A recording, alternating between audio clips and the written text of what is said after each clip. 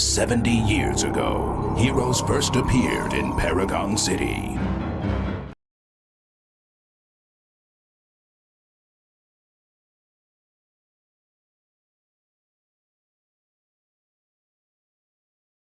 "70 years ago, heroes first appeared in Paragon City.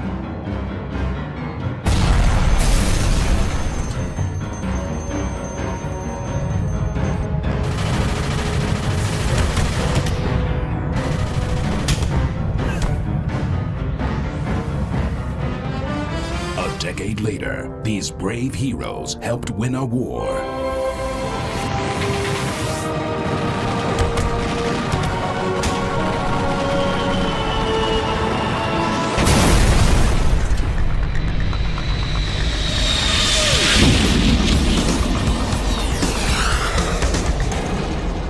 After the war, villains and heroes clashed in the streets.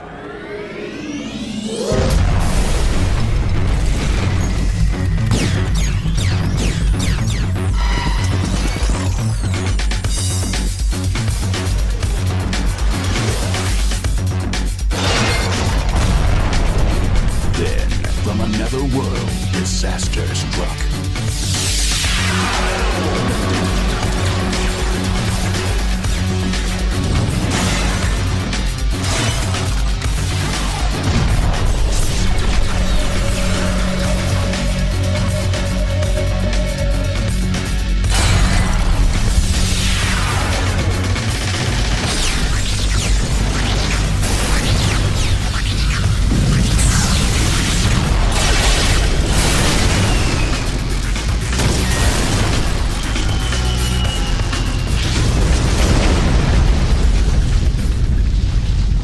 Today, Paragon City is struggling to rebuild.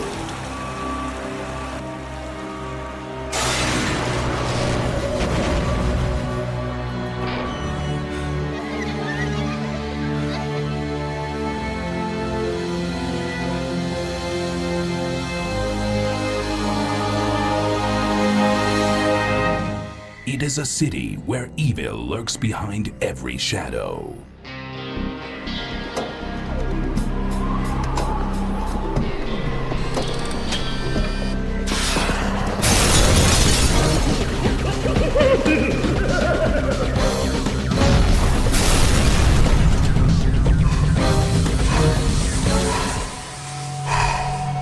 It is a city of heroes.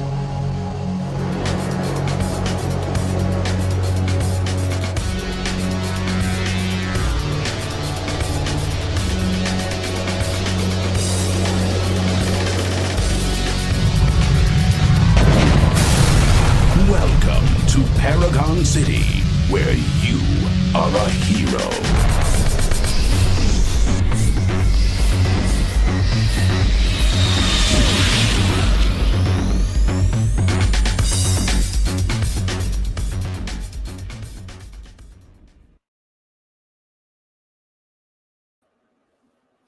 Hey there, this is Cooper from Telepathic Bunny Comics.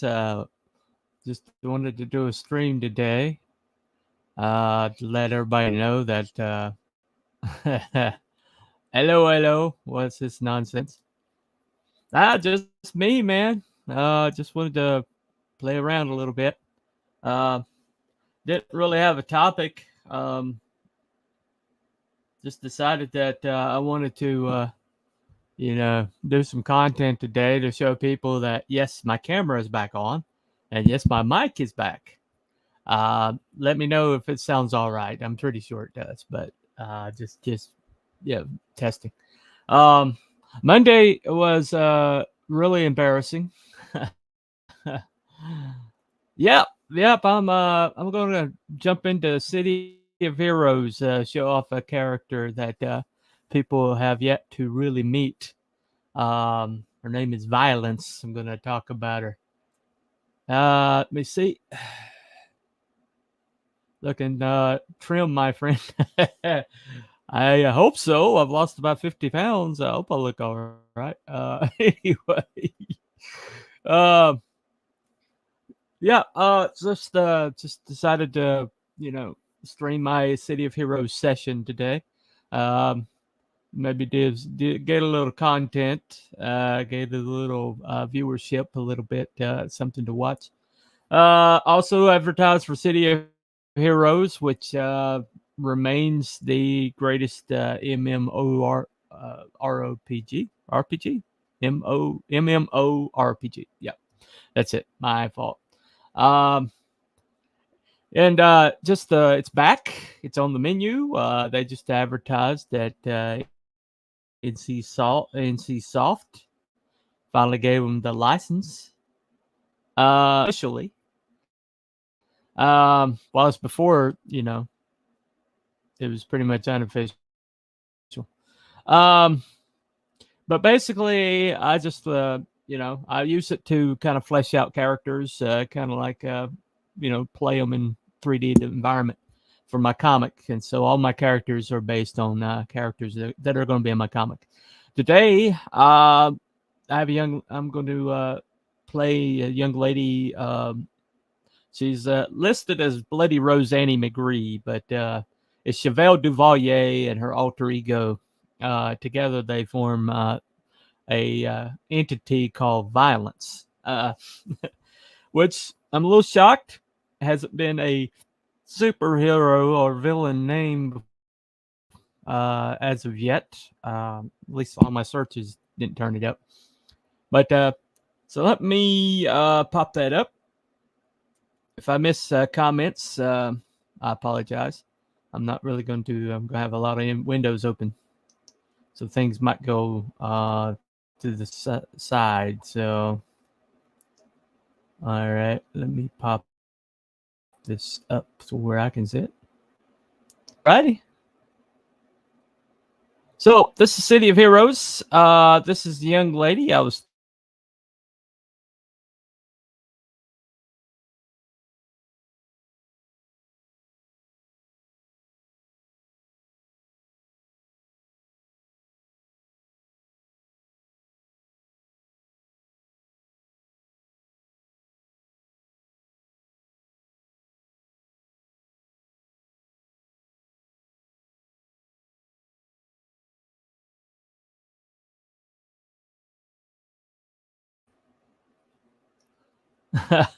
Sorry, guys, my sound went out again. Hold on. Ahoy, yeah. Yeah, she is a voluptuous young lady. She, Bloody Roseanne was quite the dame back in the day. I'll tell you a little bit about her history as I go. Let me check my settings. I think I'm going to have to go in here and reselect the mic. Let me go in here.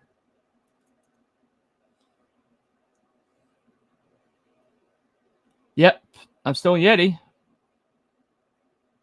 You guys hear me? You guys still hear me? All right. All right. Just had just muted itself for some reason. Okay. All right. Hopefully won't have any. So this is Bloody Roseanne McGree. Let me go ahead and select her, and we will go into City of Heroes. And now I've got it on high definition, so you guys can take a look at her. Kind of like, the best definition possible. But to move around City of Heroes, as crowded as it is these days, I really got to change. I really got to lower my definition first thing. We're in Steel Canyon, one of my favorite boards. It's a kind of a lower level board, so I don't spend a lot of time. Yeah. Okay. Loud and clear, sir. And yes, my mic is always trolling me. Yep. It absolutely is. It absolutely is. Okay. She is in the costume. We are in the costume haberdashery, as it were. And so let me lower, kind of lower it a little bit. Let's go into options. And all right, graphics and audio. I got it pretty much maxed. So let's lower it down to about here. Well, not minimum, but maybe about there. That's usually where I'm comfortable. Apply now. It'll reset at a lower definition. But all right. So the reason I'm in here is because I changed her to this character. Let me go to costume. And this is Chevelle Duvalier. Okay. So, come on. So this is Chevelle Duvalier. Let me exit so you guys can take a look at her, and I'll explain who she is. Well, actually, let me raise the graphics so you can see her in all her glory. Raise the graphics. All right, play now.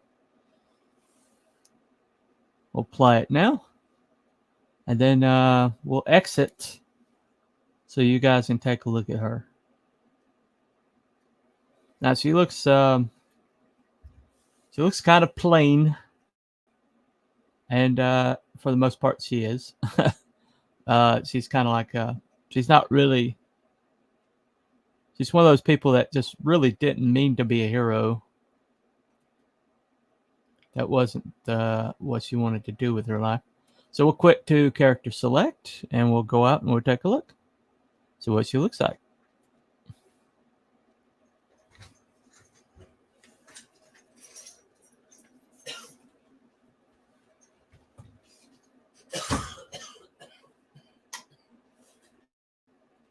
All right. So this is Ironsides, Colonel Ironsides. This is the younger Ironsides. This is Sergeant Sidewinder. Pivotal character, Deadeye 1. Who also pivotal character. There's Black Thunder. He's one of the Freedom 5. Father of another main character. Yeah, I know. I got pretty close. Yeah, I got real close on some of these guys. You know. Let's see, Kill Howler. This is his more, you know. I didn't really have the right hat. He's got a hat that's not in the game, so I just went with a ball cap. So this is let me show you some other ones. This is Mr. McGuffin. Didn't quite get the mustache right. I had to go with just kind of an old Western mustache, but the costume's pretty accurate. This is Deadeye 1 or Deadeye 2. He got really close on a lot, except he didn't have his symbol on his butt buckle. This is a new character, Professor Freeze. I don't know if that's going to be an old character. This is Stone Galen. This is he's from Vietnam. He was a super soldier, Vietnamese super soldier in Vietnam. He's a necromancer. He scared a lot of American troops in Vietnam. But now he's just an old man trying to live his life, you know. But this is back to him in his heyday. Catamount, who's one of the villains. This is a garb that he uses. This is kind of his barbarian garb that he uses when he does the goes to Cimaroa. His main costume's a little bit, you know, more modern. This is Gibeus Knight. I think you can guess who he is kind of like a takeoff of. He's not actually in my world. I just wanted a Moon Knight guy. So this is Mr. Neptune. This is actually the father of Killhauler. It was formerly known as the god Poseidon. Yeah, it's pretty hardcore. Yeah, it's pretty hardcore. Yeah. Yeah, this is you know, this is Poseidon, King Mr. Neptune, used to be known as the god Poseidon. Yeah, amazingly accurate. Yeah. I tell you what, the game, the costume maker in this game, for the age that it has, really is incredible. This is Dr. Huckleberry.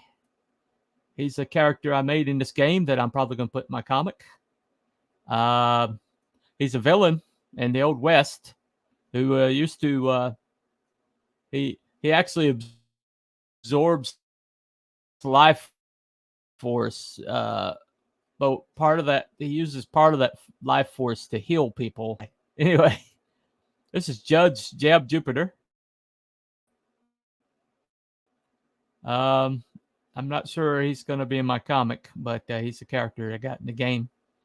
He's a mastermind with thugs. It's pretty cool. Exterminator Jeb. I'm not sure he's going to be in the my comic, but he's definitely here.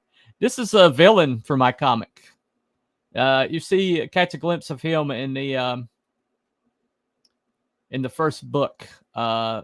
He goes by Green Thumb in the first book, but he eventually changes his name to Agent Orange. So he's a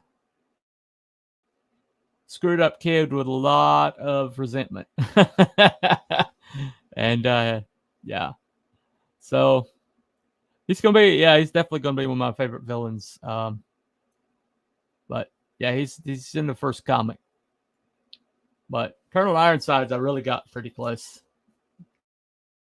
But the glass arm is just so unique that's as close as I could come to the glass arm. But it is what it is. All right, so we're talking about Bloody Rose, and this is her alter ego, Chevelle Duvalier, a young girl who was in the third world nations, like in South America. Young people are a currency. They're not really like considered, like valued members of society. They're basically currency. And she was basically given to a cartel boss in the Caribbean. Her parents, had too many mouths to feed, and he made an offer. And so she spent the next 5 years being, not having the best of lives. Let's just say that much. And but she grabbed a saber off the wall. That saber is the black blade, the black and blue blade, because it spoke to her. And like Irish lady's voice. And so she, out of defense, she pulled it off the wall. And turns out to be had the spirit of Bloody Rose Annie McGree. And so she and Bloody Rose now could switch places. And so Bloody Rose physical plane, and when she becomes the ghost. And Bloody Rose Annie was one of the greatest swordsmen of the Barbary era, and a bloodthirsty wench, to just say the least. And she swings a mean sword, and the sword in question, the black and blue blade, will only cut guilty souls. If you're innocent, you have no fear for blue blade, but it cuts through anything, but it won't cut through a innocent soul. You could be a villain, but the blade won't touch you because you're not currently like committing a crime, or you're not currently, trespass, or hurting someone with your actions. And so it can get really hairy sometimes. But so she and Annie McGree kind of have this thing going on where they are, she will be the sweet little innocent thing until she gets trafficked. And then once she's on the inside, she switches places with Annie, and Annie, does the rest. And so that's pretty much how they've lived their life. What the heck is this right here? Reminds me of the flying nimbus for Dragon Ball, and the pure souls could fly on it, so only Goku could use it, not his preferred teacher, Roshi. Oh, okay. Well, there's been a couple of things in pop culture where there's a weapon that wouldn't touch guilty or innocent souls. But the black and blue blade kind of has a little bit of a mind of its own. All right. I'm going to try to keep the graphics up a little bit. See if we can maneuver. If I have too much slowdown, I'm going to have to lower the graphics. Yeah, I can see there's a lot of slowdown. Let me go ahead and lower the graphic. Right. So this is options and audio. Sound effects, music volume. Let me lower the music volume all the way. All right. So, okay. Let me. Oh, I'm actually really low. Okay. We can raise it just a tad. Apply now. All right.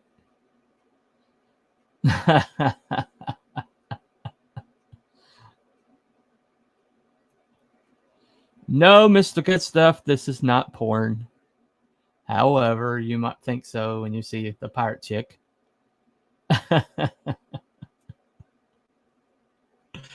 wish you'd get rid of that icon. Dude, that disturbs me. Dadgum, man. All right. Anyway. Okay. All right. So this is so let me see. She's 29. Oh, she is way overpowered for around here. So let's move to some place where she can actually do some damage or get damaged. Otherwise, it's not fun. All right. So let me close that out right quick. All right. So let's go to the tram. Where we at? So let's go to the map. The tram is right over there. Yep. Monorail. Let's go to the monorail.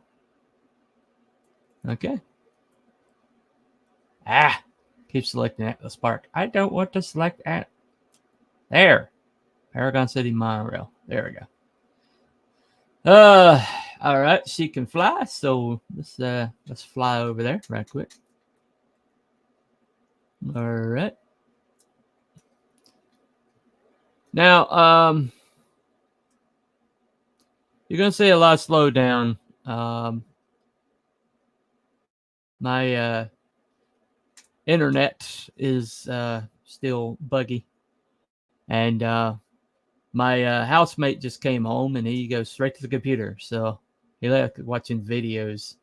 So you know, it's pretty much what happens to me every day when I stream. Is my stream is up, and then next thing you know, he's playing videos, Netflix or whatever.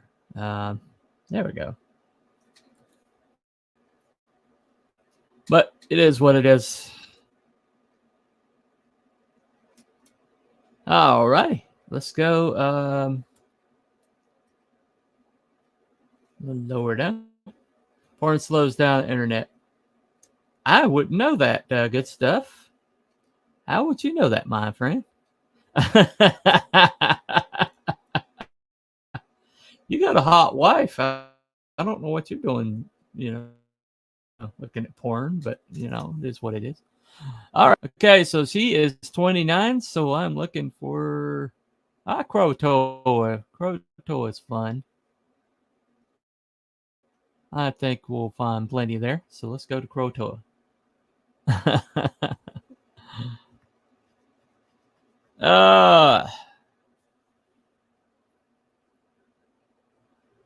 Crotoa is kind of like Hollywood.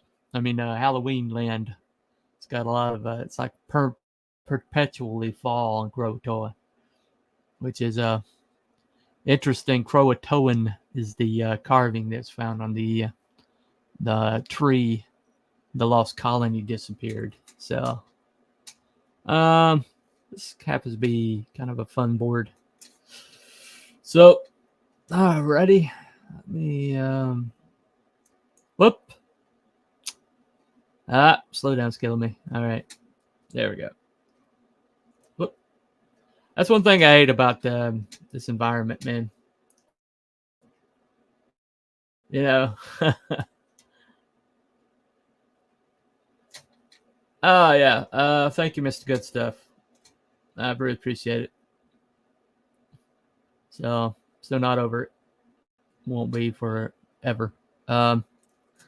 He's referencing my pup that passed away a couple weeks back. So 2 weeks on Tuesday at 3:45. So it's been difficult. But she was suffering. You know, she didn't have the quality of life we wished for her. So there's some relief involved, but it's hard to see relief. All right, let's do targeting here. Let's do the targeting and see if we can find. Oh, by the way, Mr. Good Stuff, tell Belmont I said congrats on the 500 subs. You guys you've done a real great job over there. You definitely beat me to it.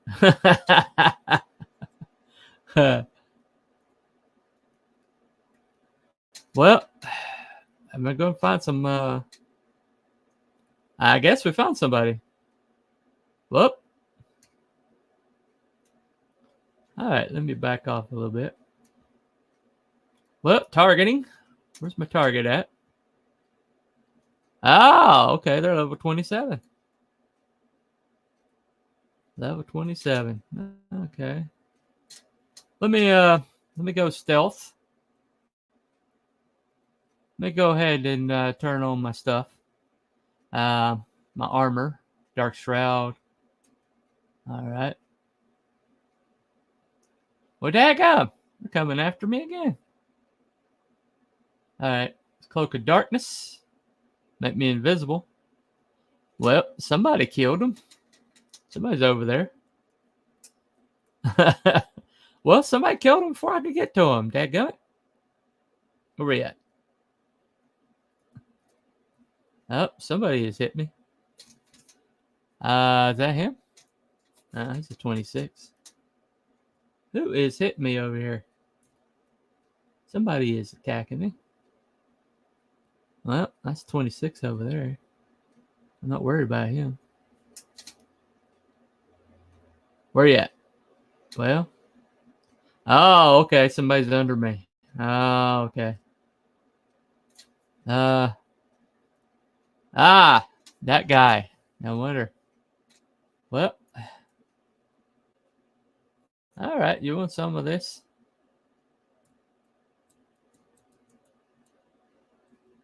All right. Whoop.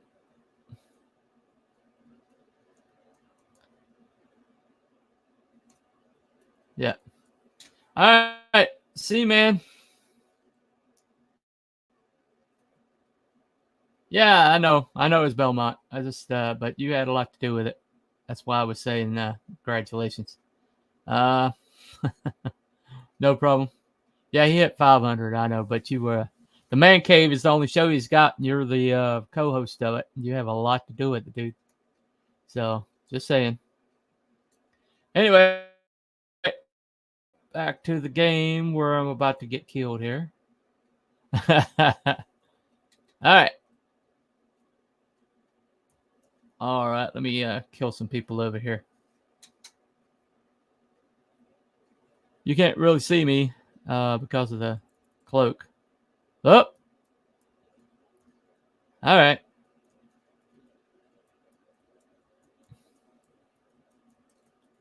Well, looks like I got a crowd here.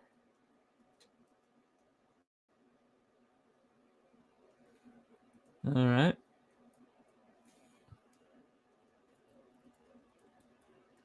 Well, I seem to be handling stuff. Well, there you go.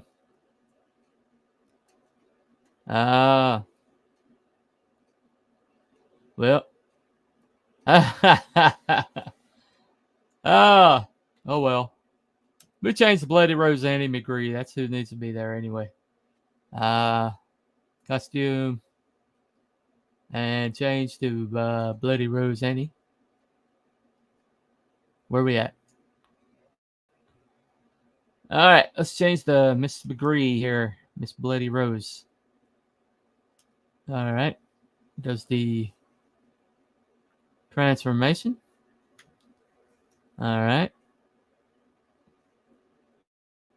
Let's go over here and wreck somebody's day. Put that back on. That back on. And that. All right. So I'm not going to do stealth so you can see me. All right. Let's head on over there. Let's do some damage. Come on.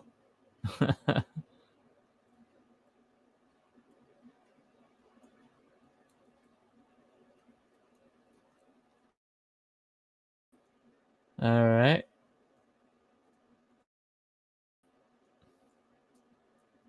Not really able to see much with the slowdown.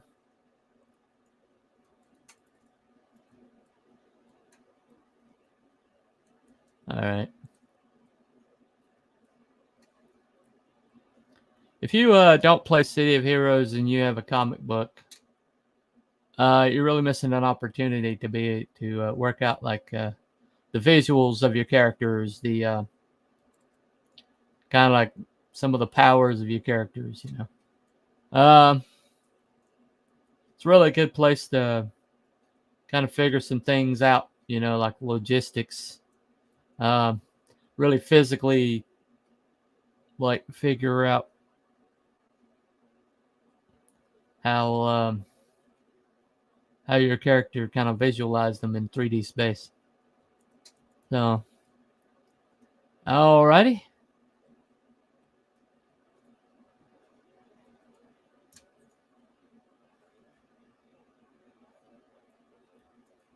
All right.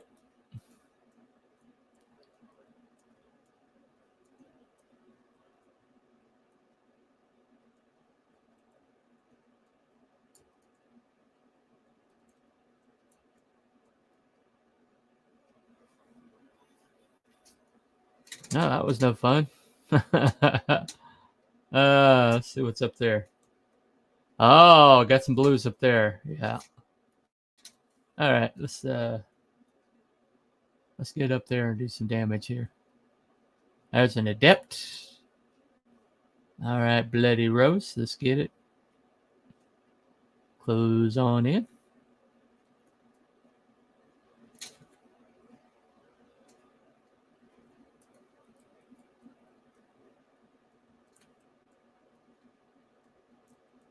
All right.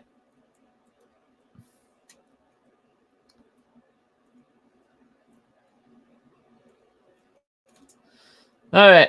Looks like I got too much slowdown to really be an enjoyable watch today. Let me lower the graphics a little bit more. See if I can mitigate that. So, all right, options. Go into options.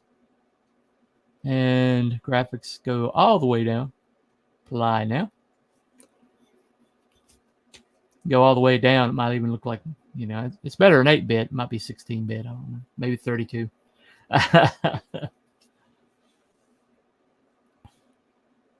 still looks okay. All right. Now, let's see if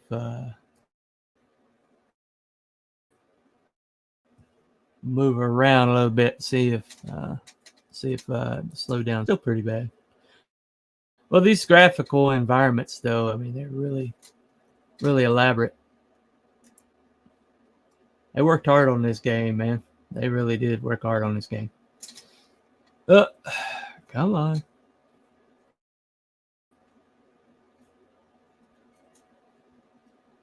All right. Looks like we got somebody down here. Close in.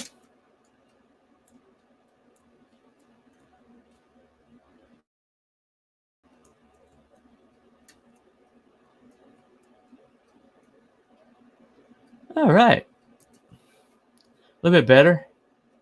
You see a little bit more of the action. All right.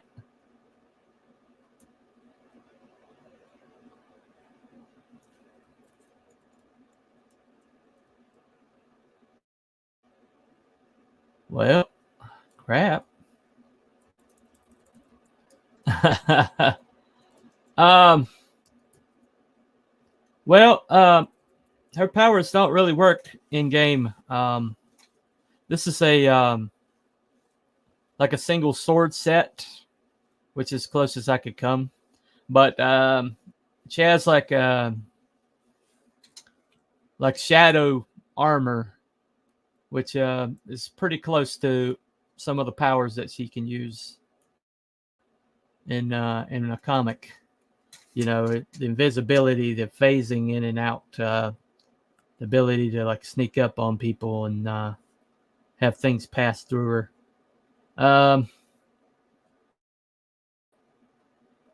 So she's kind of got. I guess she's similar to Danny Phantom, you know. Let me see here. Afternoon tea bun. I'm speaking from my deathbed, currently dying of man flu. Aw, I'm sorry, John. Poor guy. I'm knowing your wife, she's probably saying, "Get up, get your ass out of bed."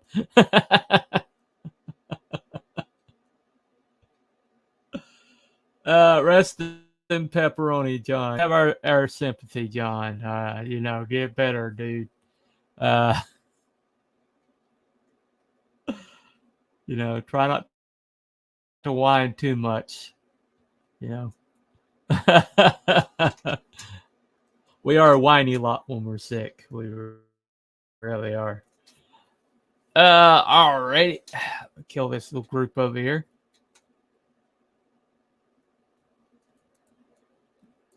But yeah, but as I was saying, Frost, one of the things about her powers is, you know, she's a ghost, but when she switches places with Bloody Rose, she essentially she becomes like a surrogate stand-in. So the damage that's done to the body, the basically will be there when um, Chevelle switches back. Damage like Bloody Rose is. So that's one of their conflicts that comes up. This Bloody Rose Annie doing things with Chevelle's body that she's not entirely on board for, you know, because she is a piratess, you know. Tortuga was her, you know, home, and so you got Chevelle, who basically was traumatized as a child by being, you know, abused, and then you got a piratess who pretty much, you know, saw her sexuality as a power thing, you know. She pretty much took whatever man she wanted, and because she's a beautiful redhead, had a swath through Tortuga, you know. uh, you know, she batted all the big ones, you know. She could tell you intimate details of Edward Teach and things like that, you know. So so you basically got somebody who the idea of sex is like terrorizing and terror, you know, a horrible idea. And you got somebody who had absolutely, no qualms about having sex. And so there's a lot of conflict that comes up, with Bloody Rose calling her, prude, and she calls Bloody Rose kind of a slut, but they both agree on one thing. There's people in the world that need to die.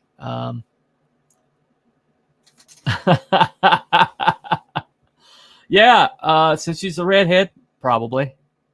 You know, you need a slutty black chick to play a slutty redhead. Yeah, I can see that.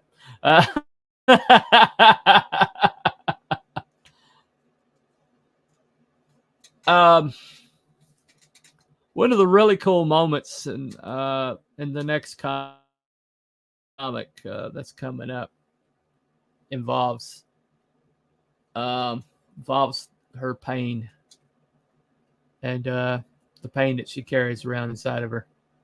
So that in particular is going to be a real cool moment in the next book when the actual battle for Little ends. But it's going to be playing in this first comic. We're going to find out a lot of her backstory and things like that. But Chevelle's basically my world's Punisher. But she mostly specializes in,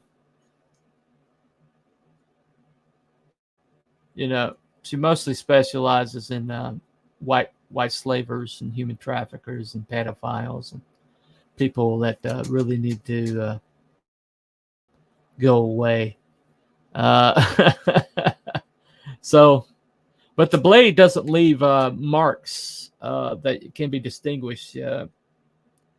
People turn up just sliced up, and there doesn't appear to be, there doesn't appear to be any tool marks or anything like that distinguishing characteristics. And so there's nothing that could tie her to these, except there's some footage out there of her, going with some of the people who get slaughtered. And so they know that there's a young girl that matches her description that goes, that winds up in the custody of some of these people who are just getting absolutely, slaughtered. And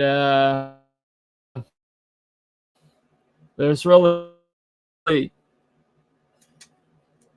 but she's getting tired of it. Crusades only last as long as the anger and rage of the people that are on the crusade.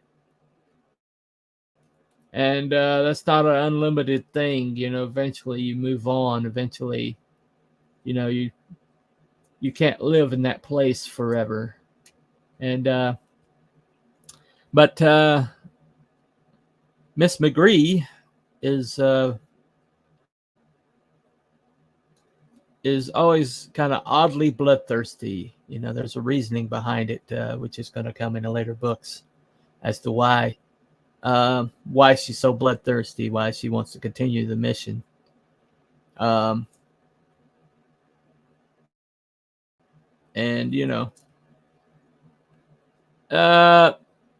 it's a little self-serving. I'll just say that much. But she became one of the bloodiest pirates in all of Barbary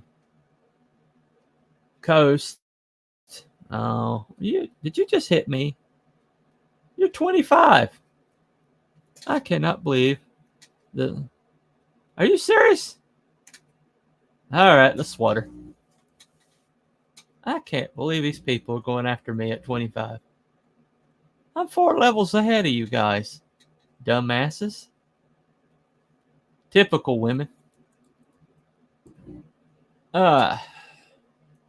Seriously? All right. That's one power I was really interested in. Is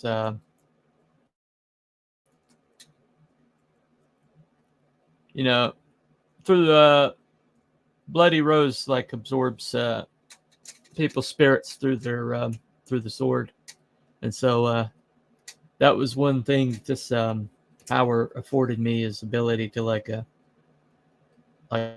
still life essence,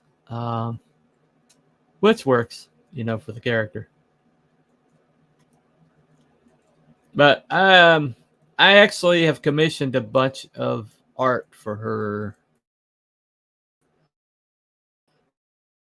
and I've only got one piece back, and that drives me crazy. I'm one of the Stephanie Renee, I won't say victims, but backers who, kind of got left high and dry when he disappeared, which I really feel sorry for the guy, with the lung cancer, and he's got a kid and a divorce and everything, all hitting him at one time. But at the end of the day, that I got like one art piece back from him of the two that I paid for, and it looks great. But he told me that he was going to color a version of it, and I've never seen it. I've just got like his pencils that he sent me, but enough. It was tantalizingly good. Let's just put it that way. But that's part of the risk of all this,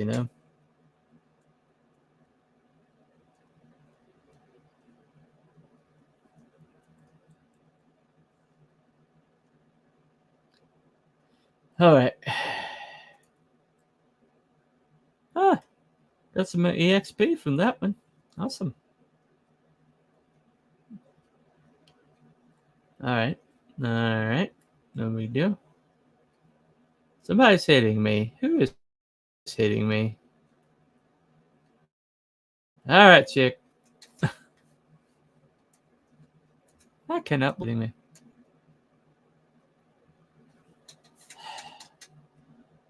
Where's she at? Where you at? She's flying above me somewhere. Where are you? Anyway. Yeah, Bloody Rose though. I mean, I really, I expected to get a lot of fan art from her and Switch. And there's another character that's going to be introduced later on. I think it's going to be a fan favorite. She's kind of like a Mystique, except it's all visual. She's an illusionist. She didn't actually transform into other people, but she looks exactly like them. She's able to bend the light around her, which means that she can go invisible and things like that. And but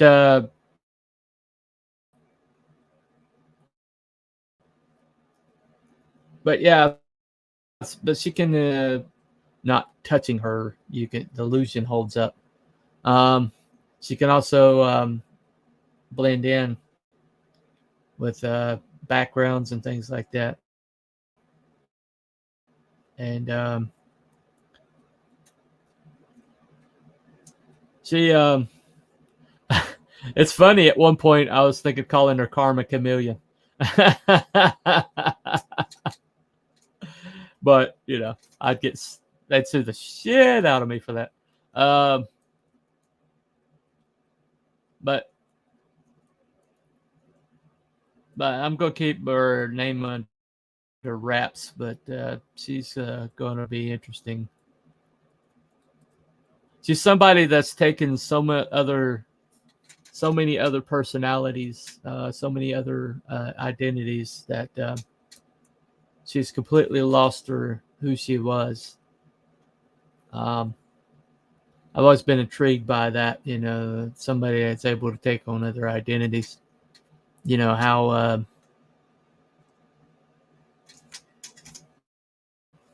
Uh, hey man. Um, what happened? What happened Monday was I bumped my USB when I was pulling a memory stick in and out of another USB, and it was the USB that my mic is plugged into. And what happened is there's an error that Windows, um, you know, when a USB like has a physical issue, it's called like error 23, I think is the name of it, and basically it disables the USB just in case that there's like some physical damage that has happened to it, and you don't want like power going to that USB. And it took me better part of a whole day before I figured out to go into my device manager and basically reboot the USB, and so that was the whole problem. And so when I took I thought, okay, well, it's not reading the mic, so I switched the camera over to this one, and I switched the mic over to that one, hoping it would read the mic. And I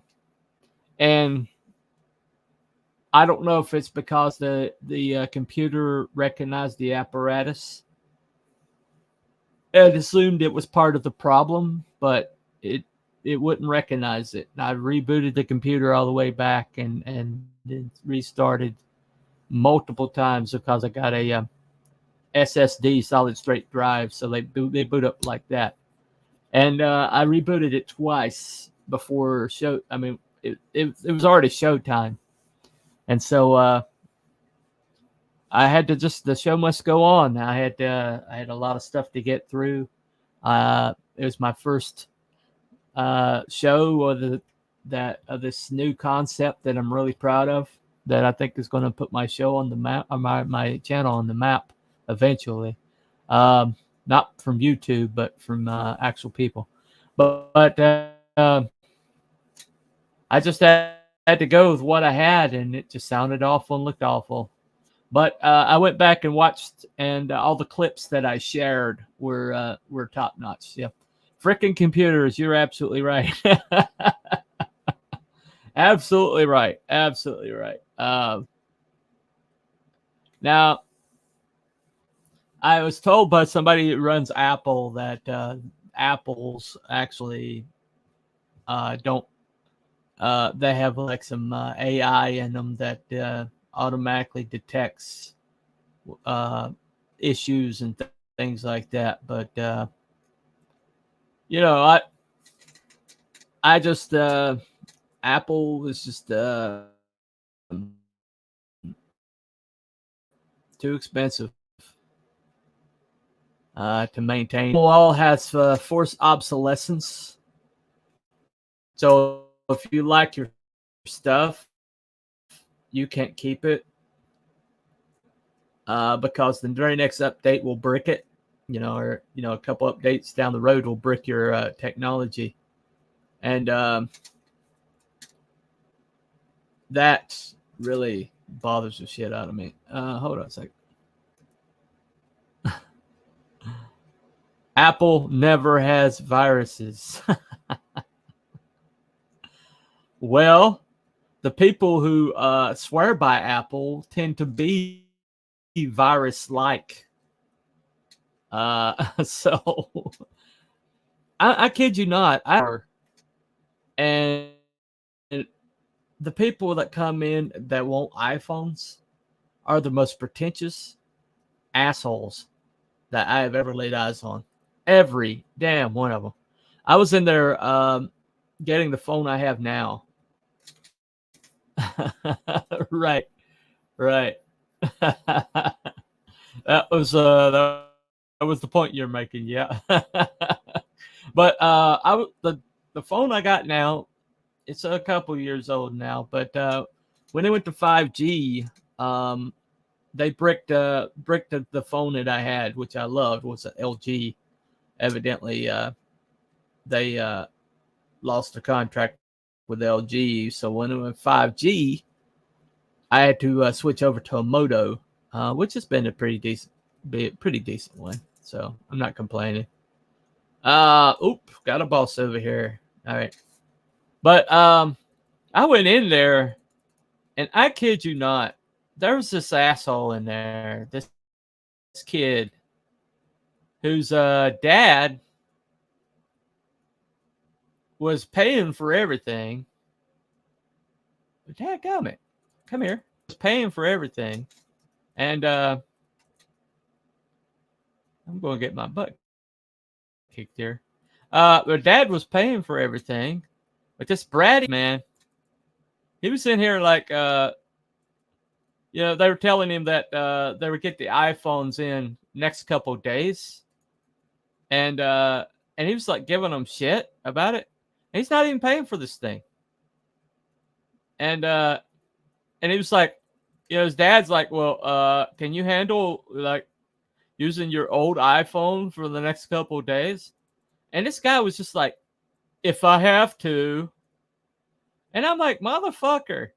I mean, that was like the most pretentious little asshole I have seen in a long time.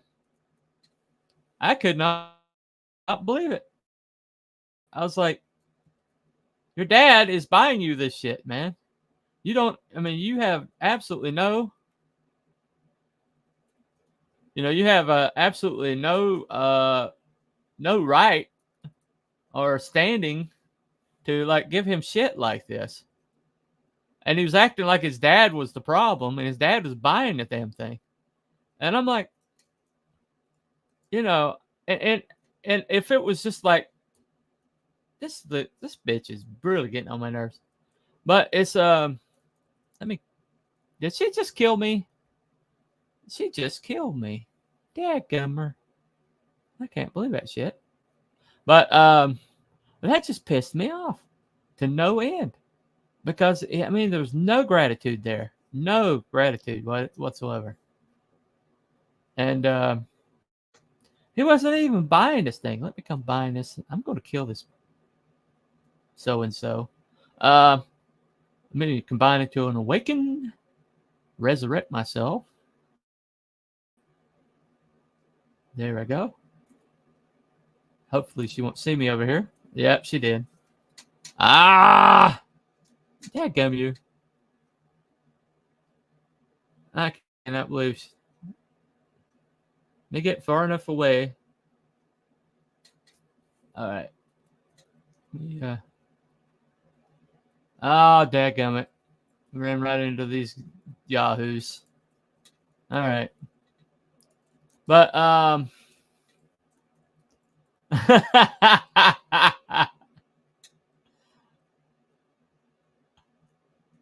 right. All right. Let me do the rest. Let me rest a little bit. I'm going to keep my, I am going to kill that lady. I am going to kill her dead. All right. This is a rest. Let me charge up. And I'm going to stealth over there, and I'm going to kick her butt. All right. There we go. There we go. There we go. All right. Bar is full. Now, I'm going to turn on my stealth and my other stuff, and I'm going to go over here, and I'm going to kick her butt.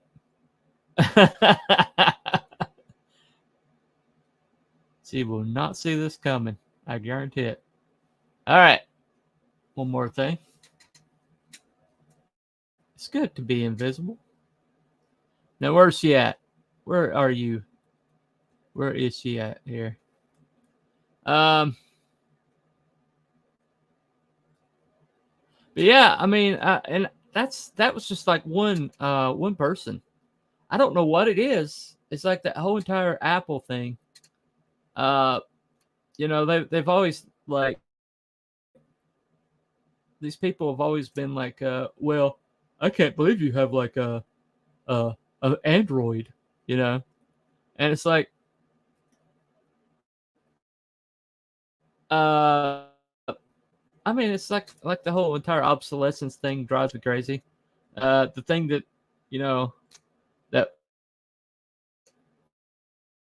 they won't you know, you can't combine it with anything. Drives me crazy. All right, where you at? Okay, that's the storm mage. Let me hop up here. Where you at? Where you at? Where you at? Okay, that's a storm mage. Where is the chick that I want to kill? Where are you? Where are you? She's over here. There she is.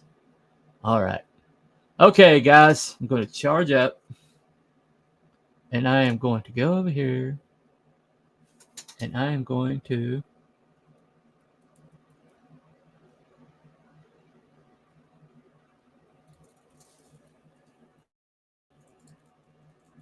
All right. All right. Where you at? Where you at? She's going to kick my butt again, isn't she? Dadgum you. Ah! Come here. Come here. I am determined I'm going to kick her butt. Where is she? Where are you? Ah! Where are you?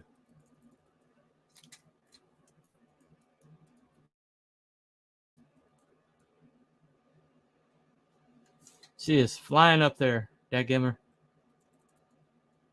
And jump up there and get her. Ah!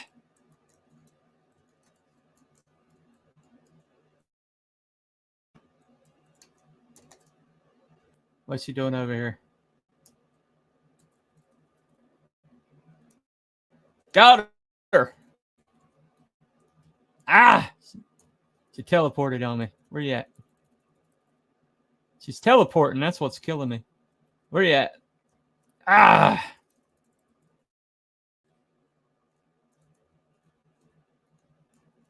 God, this chick is tough. Ah!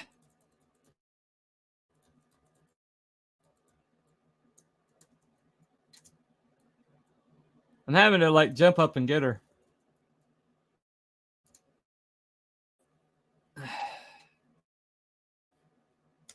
Where you at?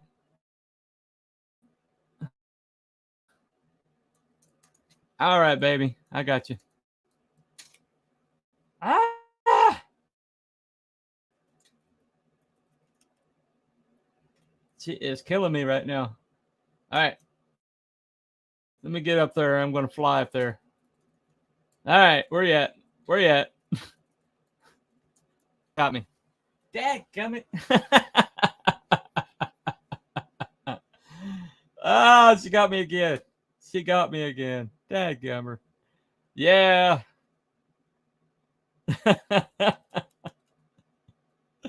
She got me again because she's like flying. She's jumping around. Shaman knows on the brand of the surveillance device that truly is the end times. Yeah. Oh, apples, man. Apples are completely, totally rigged. I mean, they are rigged to the gills, man. There is absolutely. I think I got. Can I combine? I'm gonna have to go to the hospital. If I go to the hospital, I'm gonna lose her. Yeah, I don't have any inspirations. Yeah, damn it. Ah, all right. I guess I'm going to kill. I'm going to lose her. Lose control of her. She'll respawn. So, dadgummit. I was really wanting to kill her. If she had not, if I had jumped up and flew earlier, I think I would have got her. But I didn't. I was trying to jump up and use the AoE on her, but I couldn't get her. Dadgummit. All right. Anyway. Yeah. Yeah. Yeah. Hospital. I'm hospitaled. But yeah, violence, man. She is definitely she is definitely conceptually one of the more difficult ones to explain. Because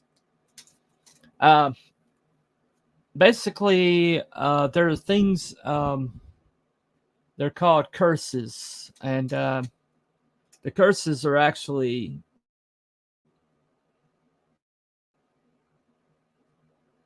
All right. But the curses are actually what happened to my point of view here? Why can I not see myself? But the curses are actually they're actually code like Ghost in the Machine. They are hold on a second. Video games for the video taxes the video card with your camera. It's keeping up well. It's got 16 gigabyte of RAM in it. So it's one of the reasons I got it. You know, I was I was doing like one thing with my other computer, and if I did one more thing, you know, where's the POV? I can't remember the button for that. That's controls. Where's my POV here?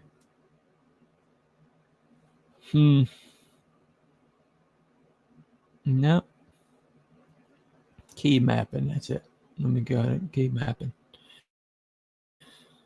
Auto run. Click to move. Where are we? Third person view B. Did that do it? That did it. Okay. I know. All right. Got it. Still figuring out these key mappings. Anyway. Well, it is what it is. But yeah, Krawatoa, man, I love his board.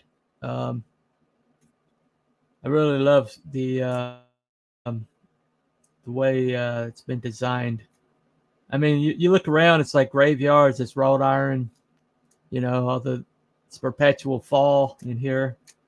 And it really looks good in the winter, like around Christmas. They'll have a lot of snow in some of these boards. And they have like a nice crunch sound when you step on the, you know, step on it. But it's game, man. I mean, I know some of these cities like the back of my hand. You know, I know I like to know little nooks and crannies that I like. I'd really enjoy. Okay, there's the hospital on the wall and stuff like that. But there's a lieutenant. Let's see if there's a boss man nearby. Ah, man. Initiates. Okay. Well. But essentially, I just enjoy this game, man. I just really enjoy this game. Are you kidding me? Dadgummies, bitches. I swear. I did nothing to you, ladies. Why are you attacking me? These are the most aggressive damn characters in the game, man. All right. Where you at?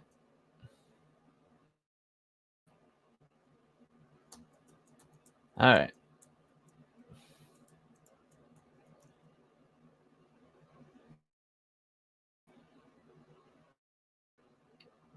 There. Come on. Are you running? Are you running? Seriously? You won't start, none won't be none. All right, come here. You earned it. You earned it. I think I got her. Yeah, I got her. All right. I swear.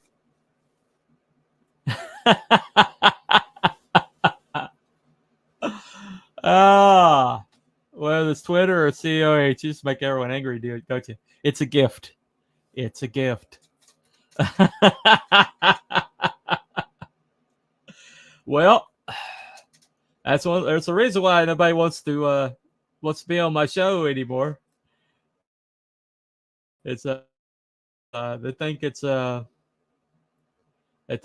blowback. So I don't pick fights, guys. I just like say what's on my mind, say things that I believe, and it just so happens that they happen to be things that make very powerful people self-conscious about their lives, And so,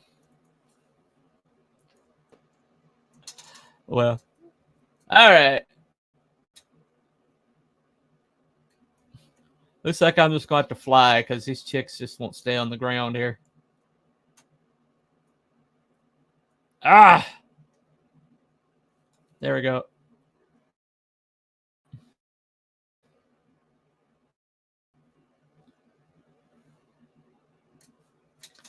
They're all nerds dump their books. Yeah. I'm going to be honest with you guys. I really, outside of the professionals, I don't think I'm backing anybody anymore over that sector. I mean, seriously, I think I'm done with all of them. I mean, the other day, somebody was like, criticizing people for quote unquote,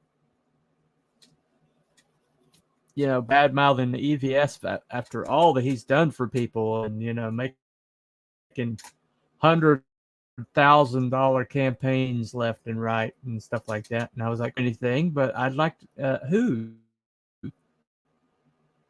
And then they named off these shows of these people who are all in the inner circle, and it's like, of course those people are have gratitude to him. I mean, of course they do. And I was like, but outside of Vaughn, let's say Vaughn, a lot of these guys are just outside of Vaughn pretty much came from outside, did his own thing, and the quality of his book made him somebody that people wanted to back. And but some of those guys, I mean, there's some in that circle, man, that some of that group that he was like crowing about that, or every one of those shows have an ex-pro on them. Every one of those shows are people that are like in the inner circle there. And or people that come on CG Kings all the time or things like that. And I haven't even looked at Twitter today. I have not even looked at Twitter today. I hope nothing important's on there that I needed to pay attention to. Yeah, can't read it. Feeling most of the drain. So many people anger seemingly everyone else. You know what? I say let's dump them all, guys. Let's just dump them all, man. Let's find out what's next. These guys aren't next. I mean, they're not even what's now. I mean, they're struggling to maintain their relevance. All of this is just a struggle to maintain relevance because they see the writing on the wall that this model is going away. As long as you can always tell the power of something by the lowest denominators, not the highest, not the people at the top, because you never see any damage to the people at the top ever, because they're at the top. But the way you can judge whether something's healthy or not is you look at the lowest people that it helps or doesn't help. Communism fell because it no longer was tenable for the people on the street, who, the bread lines were long. The vehicles were like 13 years waiting list to get a piece of crap vehicle made out of chip core. and sub-zero Arctic temperatures, and the lawnmower, well, it essentially is less than a lawnmower engine, and turbines they were called, and people were like, Western culture was like seeping into these places, and they were hearing music from radio signals that the communist government couldn't jam, and they were getting like jeans through the black market, better, which were better than anything the communist government was providing, and basically there was no the free economy. There was no fighting against the drift, fighting against the corruption that governmental agencies were like giving work to each other, and there was no competition, because it was top down, and all movements die. All I don't say movements, but all ecosystems die when the people at the bottom it's no longer tenable for the people at the bottom. And basically what happens is the people at the bottom are starting to lose faith, lose like lose whatever belief they had that crowdfunding is the future. Crowdfunding was always meant to be a chrysalis. It was always meant to be an intermediate stage. It was always meant to be a stopgap. Hold on a second.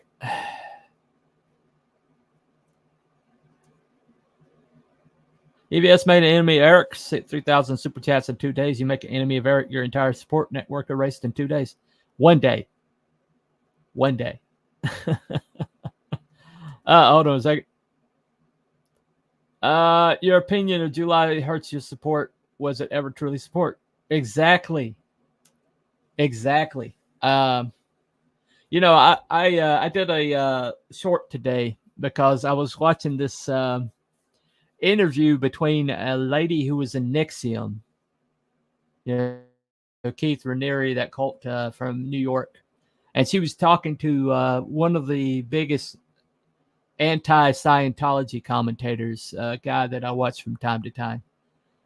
Growing Up in Scientology is the name of the channel. I can't remember his name off the top of my head, but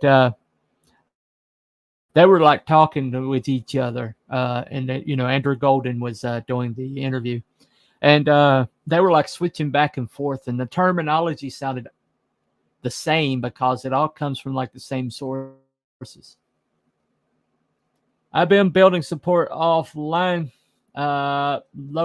locally, and it's immune to the YouTube drama. Yeah, right, exactly.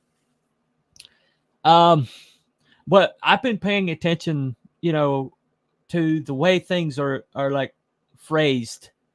The way things are, like that guy that came after me. He's like, well, look at all the good that EVS has done for everybody. How dare you say bad things about EVS? And it's like, the reason why, I was criticized for being on his show is because I wasn't impressed.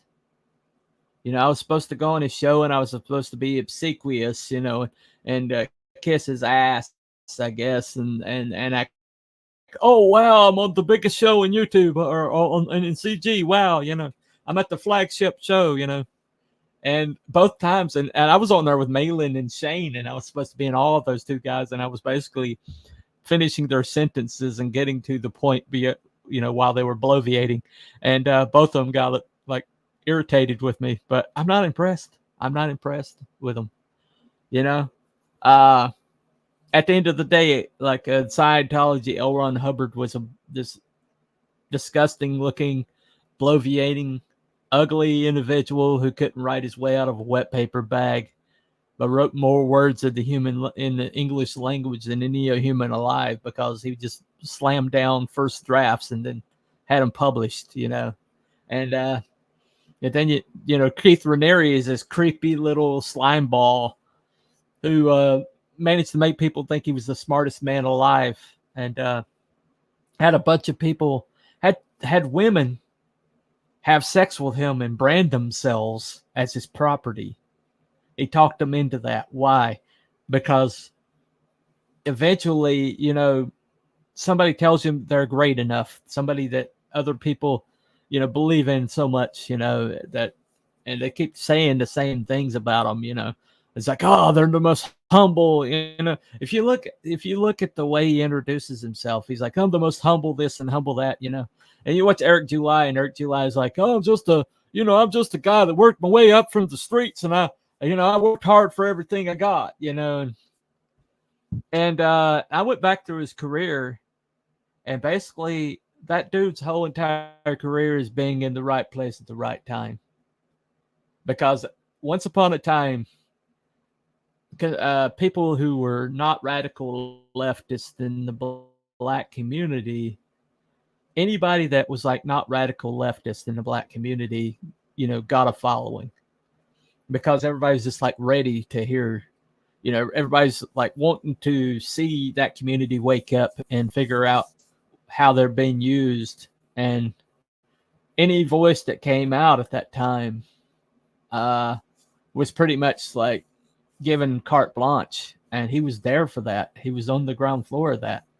And so there are better commentators out there than he ever has been, like Thomas Sowell, Thomas Sowell.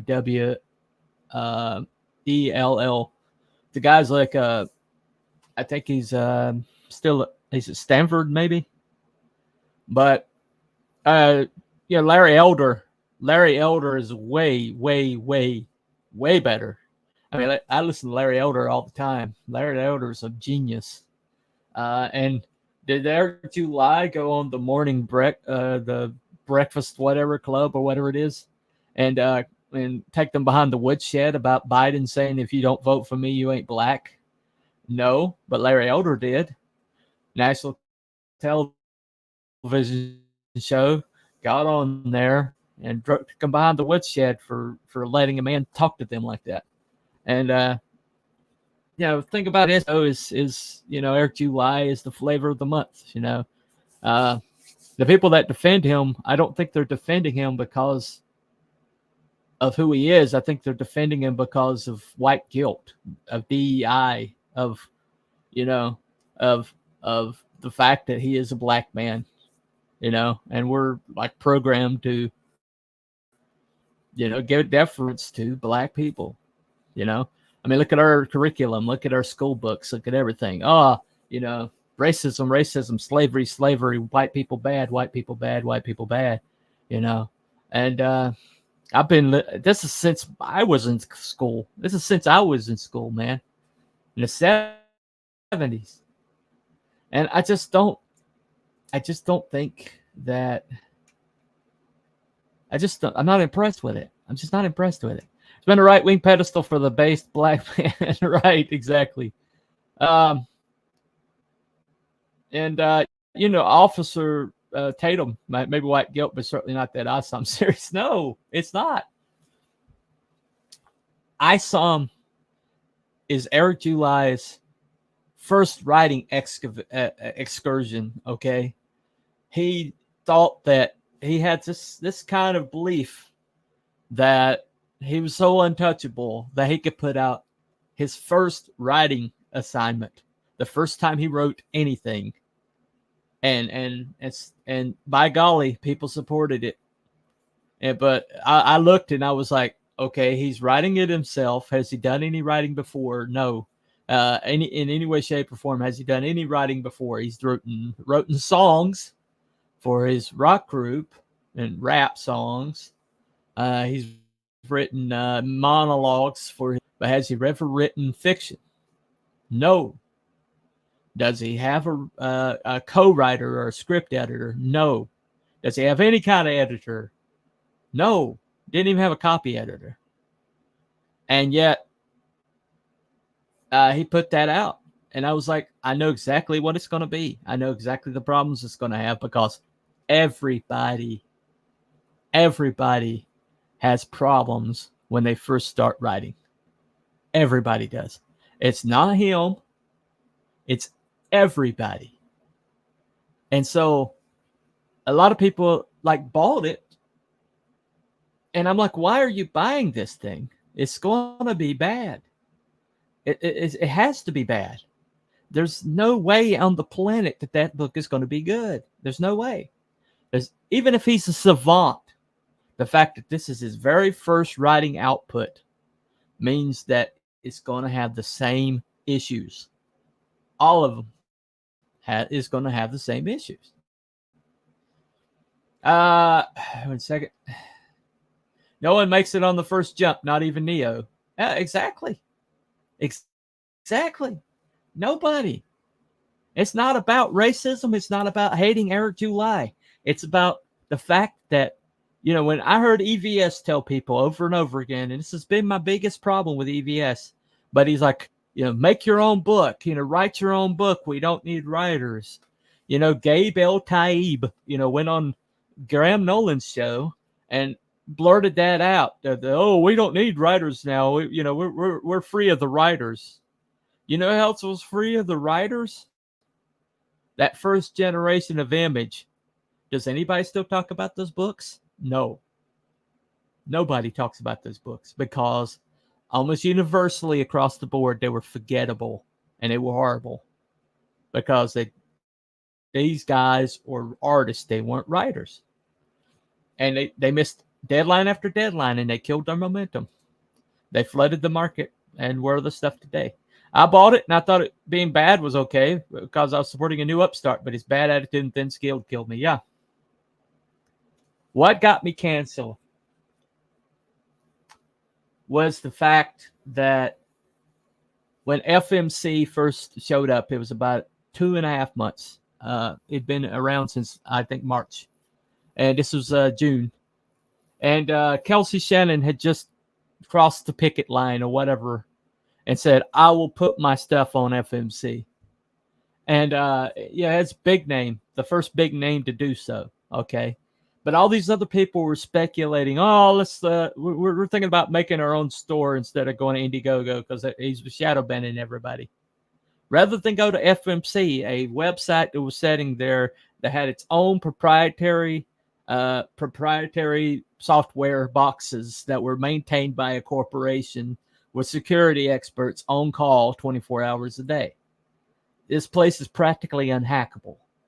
I mean, they have like major campaign contributions into, and there are white, I can't remember what it's called, but they basically run the back end of multiple websites that handle like things like charities. In charities, there's plenty of money in charities that have to be protected. And so when I saw these people like the Leprestis talking about, well, maybe we'll just make our own website.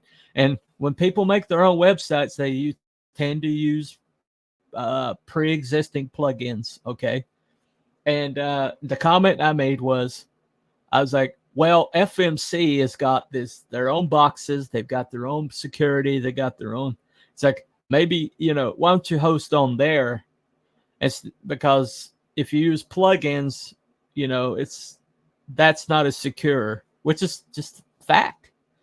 But my problem was that I accidentally just riffing one tweet. I said, like Eric July uses in his.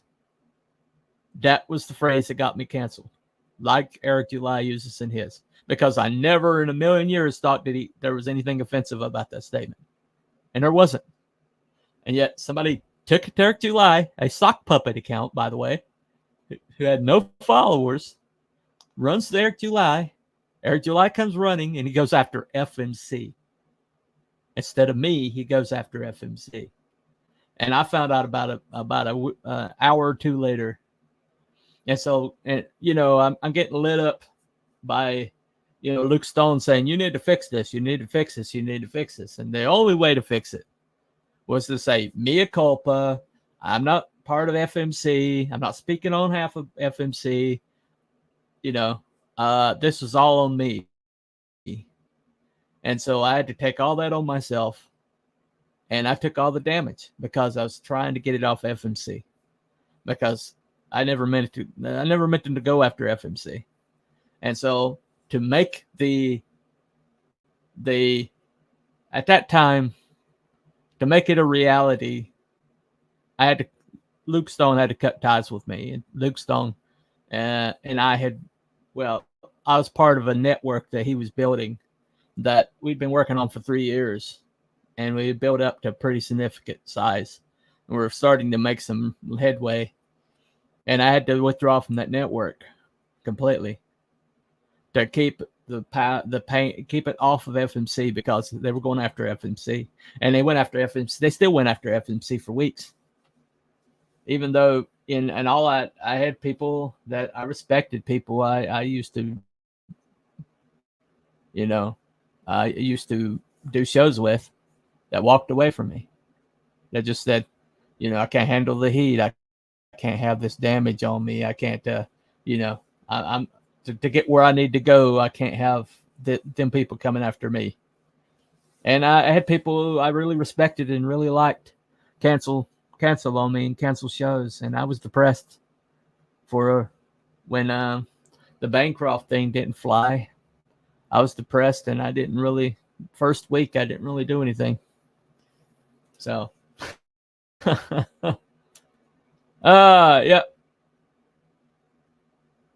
Yeah, the FMC heat. Yeah. Well, there isn't now. That's because I took it all on myself. I took it all on myself, and I'll do it again. I take that hit again. Luke Stone's Nerd Bacon just crossed over 100 episodes today, and the show's flying. He had 26 likes on it, so it's growing. And it basically, he didn't get any damage from it. I got all the damage. But at the end of the day, bottom line is,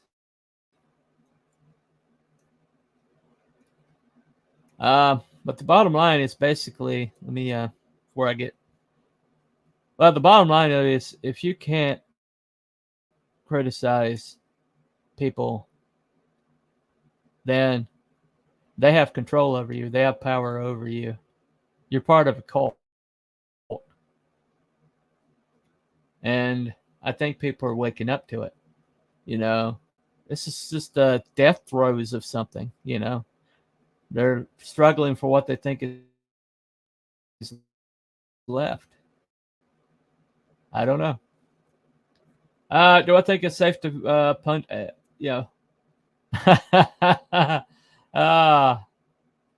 Well, yeah, I think you'll be fine. Luke happens to be the kind of person that if people told him not to put something up there, he'd be more inclined to put stuff up there.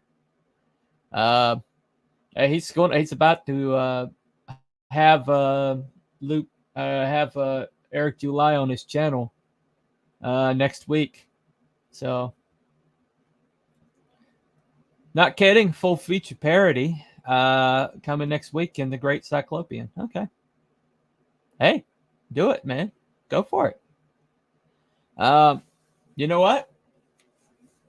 If this guy, if Eric July truly believes in free speech, then he shouldn't have a problem with it. Oh no, yeah.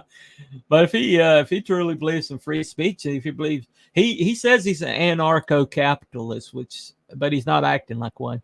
Anarcho-capitalists will say, if you see a niche, then you need to exploit it. That's what an anarcho-capitalist believes. But if he has a problem with this, and if he comes after you for it, then he's going to show what he really is. I don't think he'll do that. Anyway, I sent you a cover rough through X. You can have a giggle. All right. All right, man. I appreciate it, dude. Let me look. Let me just, for my own amusement, take a look right quick. All right.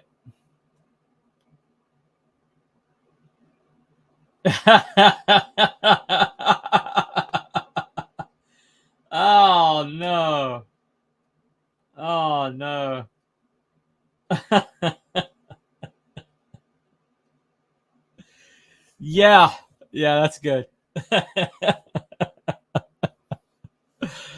Well, you have to decide if the cost is worth it, man. But if you want my opinion, then do it.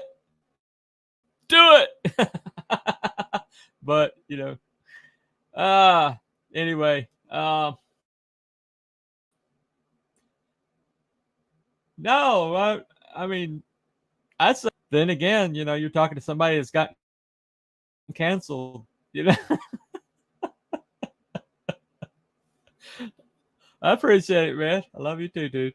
Uh, can't believe that my trailer's down to 30 on your countdown, though. Jeez Louise. I'm doing it. All right. All right. I fully support you. I fully support. If you need to go on if you want to announce it on a channel or launch it on a channel, man, I'm there for it. Let's do it. Why not?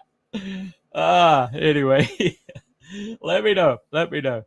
All right. Well, I'm not really playing the game anymore, so I'm just gonna go ahead and call that a day. Let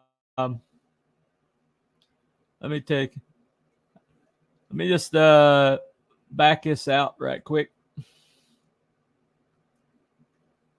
Going to quick to the character select. There we go.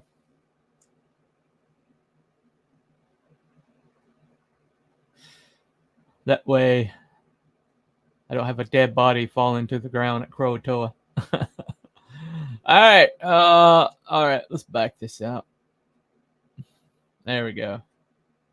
Back to login. Looks like Excelsior is heating up anyway.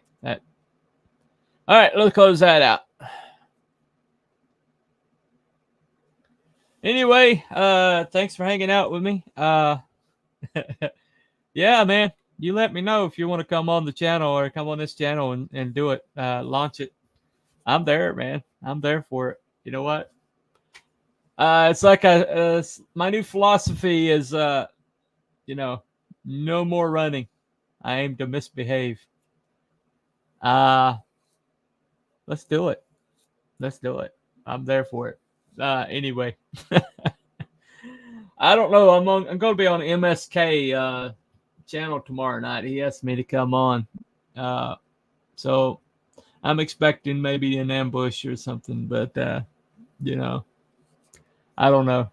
MSK has always been good to me, but he's a good. We'll do. All right.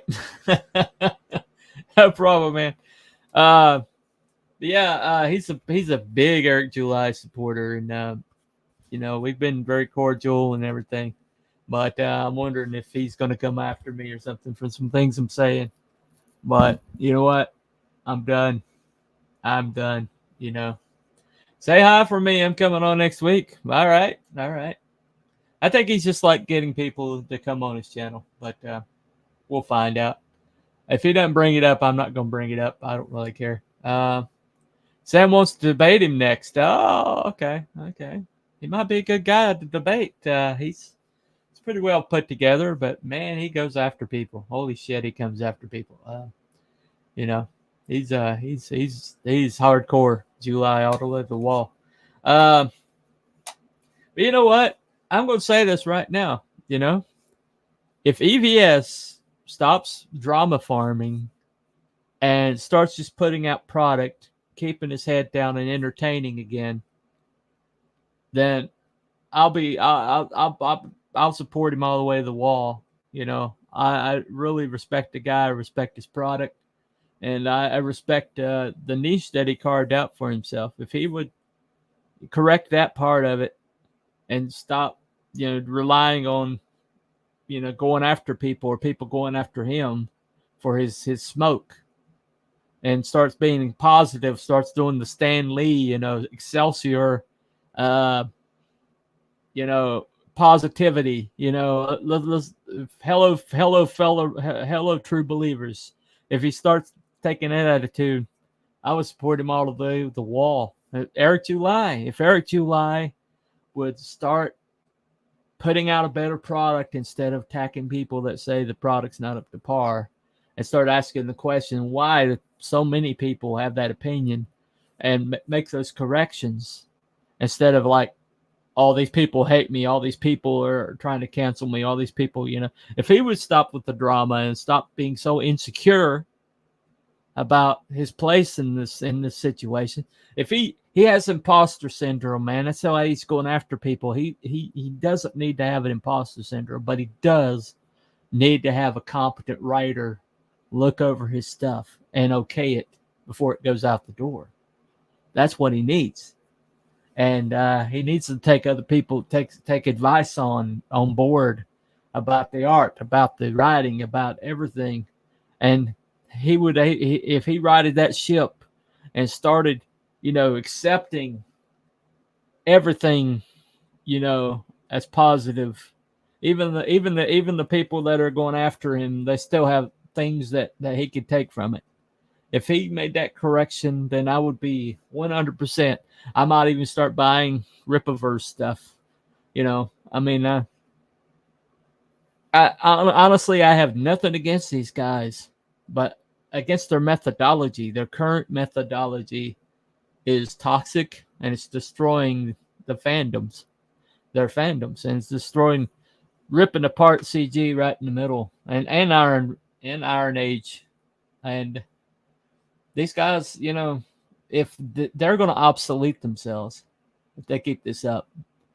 They're obsoleting themselves. They're basically making sure that they have no future, and their fandoms have no future. Okay, because eventually civil war breaks out in the fandoms that among the people who clanged to you and attacked everybody on your behalf. That's toxic, man. Those people are toxic. They're not there for the comic. They're not there for the product. They're there for the war. They're there for the battle. And the moment they no longer have a battle, they'll turn on each other. And that's what's happened. Is the people that have clung to these two, the closest people around these two, are battlers. They're brawlers, And you look at the people they're attacking. The people they're attacking, like my friend BA, Eric Embry, people like that. I think it's Eric Embry. It's Embry. Richard Embry, I think. Richard Embry. But Forest Publishing, too. But these guys, if you look at the questions they're asking, my friend Aaron C., Immortal Rising, why did he go after him? Because, Aaron's had the temerity of saying, you're picking on somebody. Why are you picking on this guy? What does he say that was so wrong? And he got attacked. He got brigaded. And then, Eric did the worst move I've ever seen anybody make. Oh, well, you're a subpar comic. Oh, by the way, which is drawn by Jose Garcia. It's a subpar comic that's drawn by Jose Garcia. Are you kidding me?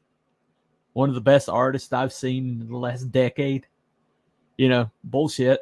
Anyway, but he's like, well, let me help you out. Let me, here's a $700, blah, go away. Here's your money, peasant, go away. And then he expect people to still back him after that, or to not see that for what it was. And Aaron's like, you keep your damn money. If he knew Aaron C., that he would have never tried that. But I honestly, if these guys would correct these things, if they would correct their methodology, correct their philosophy, these simple tweaks, man, you've already got it built. You've already got it built. You look at what happened with Iconic Comics. Why is Iconic Comics so successful? Because they finally stopped getting into the drama. Okay. That's one problem I had with Iconic, was the fact that they were brawling behind the scenes and they were night lettering people, and still involving themselves in conflicts and things like that, using people like Comic Book Hut as a sock puppet. And they stopped all that. What happened? That's what happened. That's what happened. This drama farming is not positive for anybody. I have nothing against these guys, but they're killing themselves, they're killing their fandom, and they're killing their future. Why? because they're butt hurt. Over butt hurt. That's all this is over, is freaking butt hurt. Okay? I mean, if FMT is getting involved with on your side, then you should ask yourself, the biggest drama farmers in the game, the guys who just made an empire off of bad mouthing stuff, are on your side. You really should question your personal philosophy at that point. You really should. Anyway. All right. Anyway, 10,000, 3,000 trash casts. Expected to do it for weeks and weeks. Yeah, probably. You could have squelched all this with thicker skin. Absolutely. Knowledge and fans, faults in public talking about getting better to sell product. That's the thing. No. They should have a real public relations system to be online without a plan. Yeah, you think they got the money for it. They make enough money too, right? But you know what? That's short-term gains with no future. The marketing guys I had on my channel, they made a very good point.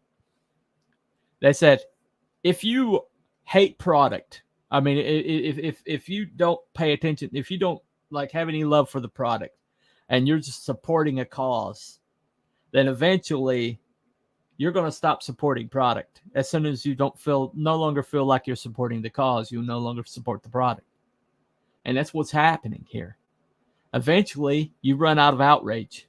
You run out of anger. If it's not your fight, then why are you involved?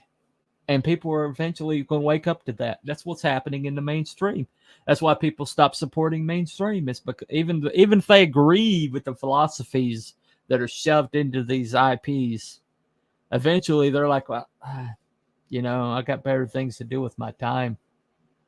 And that's the bottom line, man. It doesn't support. You know what? Eventually the super chats are going to dry up. Eventually people are just going to get tired of it. I mean, Yellow Flash, I've never been a fan of Yellow Flash. And, but EVS, all EVS could have done with that was just say, well, I'm sorry you feel that way. I hope you like your cover.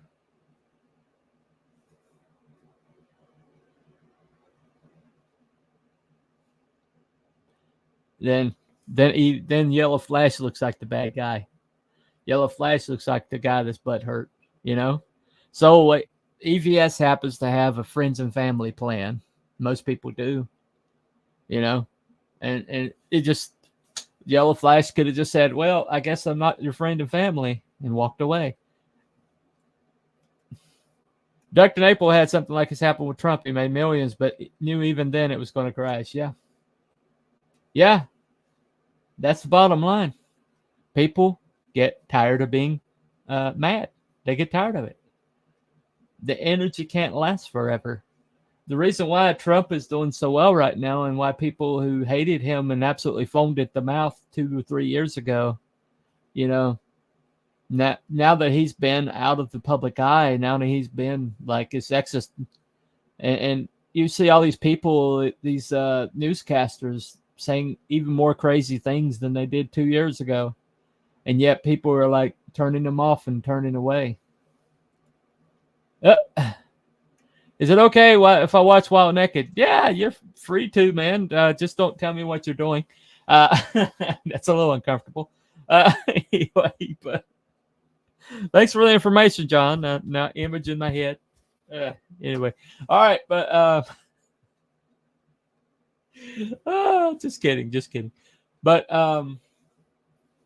I just think we're done, man. I just think this is over. I think it's the life cycle's coming to an end, and I want to see what's next. I don't want to see what's now. I know what's now. I know what's dying. I know what's going away. I don't care about Echo. I don't care about Aboid Shinoy, or whatever her name, Obed Shinoy, whatever her name was. I don't care about that. I don't care if they just canceled. They probably effectively canceled the Ray movie. I don't care. I don't care that they gave Jon Favreau, the rights to make the next movie, and Jon Favreau is the only guy that's done anything successful in Star Wars in the last few years. I don't care. They're going to find a way to ruin it. I don't know why he's still running at that ball. Hey, Charlie Brown, Lucy's holding the ball. Lucy's name is Kathleen Kennedy. Guess what she's going to do? And you're going to be, ah! That's what's coming. That's what's coming. It always happens. The mainstream is dead. There's an article that Film Threat just put out. Film Threat. Boy, pay attention to those guys. Those guys really know what's going on, and they got people coming to them all the time. And they said this guy came to them, wrote an article for their website that basically said that DEI has completely destroyed all the writings rooms. DEI, CRT, and ESG has destroyed the writing rooms.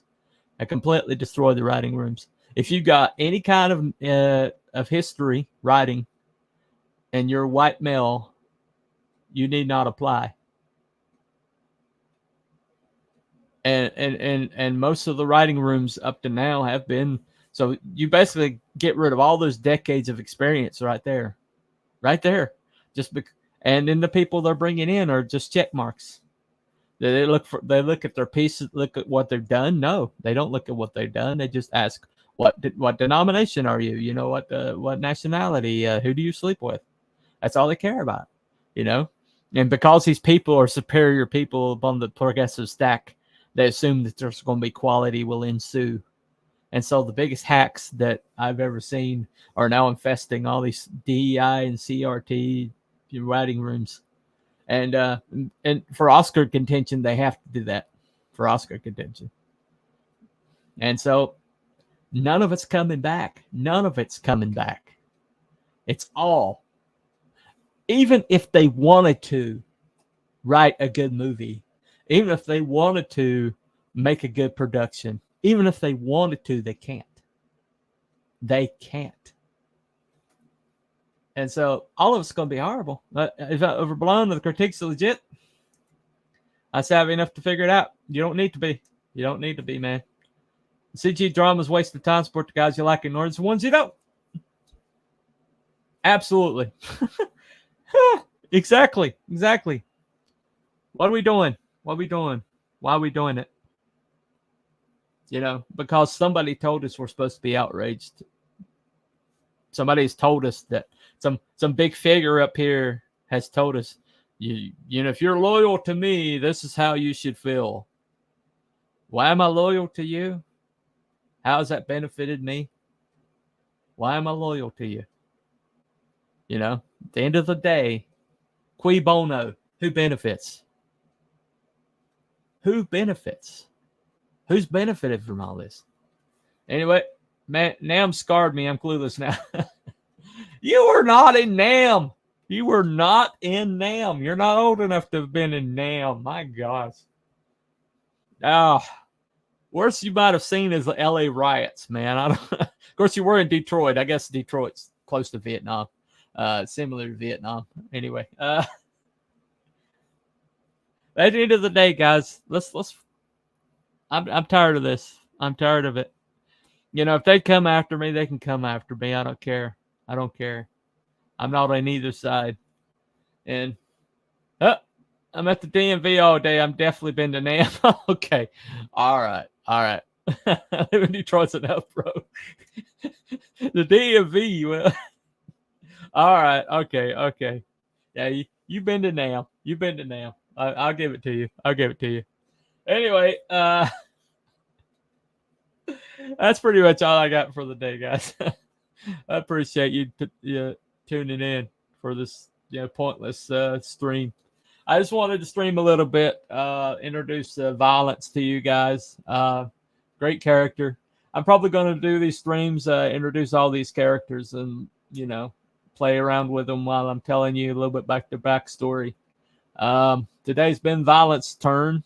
I still haven't figured out how to do Switch. In the game, there's really no power like hers. As a matter of fact, there's not really been power like hers anywhere. She might be completely unique. Just like Ironside's glass arm, I've never seen anything like his glass arm.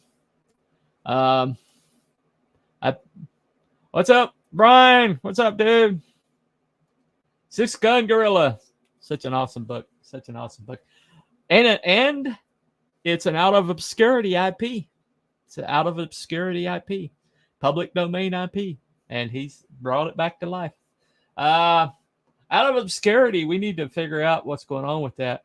I got somebody hired to do my my colors. I mean my lettering. I need to see how far along he is. Anyway, 03 is coming. Yes, that's going to be a hell of a book. I hope we get enough copies to do a second chance campaign eventually. I really want that book in more hands. I really do. Anyway, yeah, they want you to kneel and kiss the ring. I'm not a kiss the ring guy. I'm not. I never have been a kiss the ring guy. You know what? I was on the bottom rung of my plant for over 10 years because I couldn't kiss ass correctly. I couldn't kiss enough ass. I'm just not good at it. I'm not. Some people can snooze. Some people can kiss up. Some people can, just kiss the booty right. I've never been that kind. God bless. Those people make it all the way to the top, become CEOs. I wish I had that skill set. I just don't. Boss man or some kind of authority or some bigger person than me wants to know what I think. I tell them. I do. That's how I've managed to run afoul of two of the biggest names in all of independent comics so far. It's a gift. It's a gift. So anyway, all right. That's a 6 o'clock alarm for a little girl who is no longer here. I wish I could get rid of that alarm. I really do. I just can't do it. Kills me every day. Anyway, thank you guys for coming. Hey Brian, hope you make it in earlier next time, man. I'd love to have you on my show sometime. Send me a DM. So I'm going to be on MSK tomorrow night. I'm trying to form something for Saturday night. I may do another one of these. I don't know. Friday is the next episode of What's Next. And this time I'll have better camera, better sound. Just say, yep, you're like anthropomorphic aggro. Yep. But Shizzle, I'd love to come on. Awesome. I'd love to have you on. Yeah. Let's send me a DM. I'd love to do like a show on Saturday night, maybe. Have Frost Comics on, JK, trolling, Jared. See who else wants to come on. I'd love to have a nice little group. Maybe some of the 03 guys. Oh, you share pics of my old COH mains. Okay. Awesome. Well, maybe we can do an 03 update show. Maybe I see if I can get Aaron C on. Brian was part of the project for a little while, and he's got a out of obscurity IP. wasn't part of the book, but he was definitely close to being on it. So hey, maybe we'll do that. Just talk about characters that were they're still out there. Maybe just do a show on in-demand IPs. We'll look and see what's out there. How about that? That's what we'll do. I'll set that up. All right, guys. I will. I'll see who's interested. We'll do that. Got MSK tomorrow night, and then Saturday night. That's what we'll do. We'll do a love stream. I haven't done a love stream in a while. Do a love stream on in the public domain IPs. Yeah, we'll have some fun with that. Hey, great idea. Glad I came up with it. All right, that's what we'll do. I'm going to aim for 7 o'clock on Saturday night. If you guys have a better time, let me know. But anyway, that's been Cooper from Telepathic Bunny Comics. Remember, follow the right person. Follow your heart. Don't follow a person. Don't follow anybody that tells you what you should think. Who you should be loyal to. Be loyal to the people that are loyal to you, and benefit yourself and those who you care about, and stop worrying about people who have warehouses, what they think or feel. They're kind of irrelevant. Anyway, that's been Cooper for Telepathic Bunny Comics. Y'all have a nice day and follow the White Rabbit. See you next time.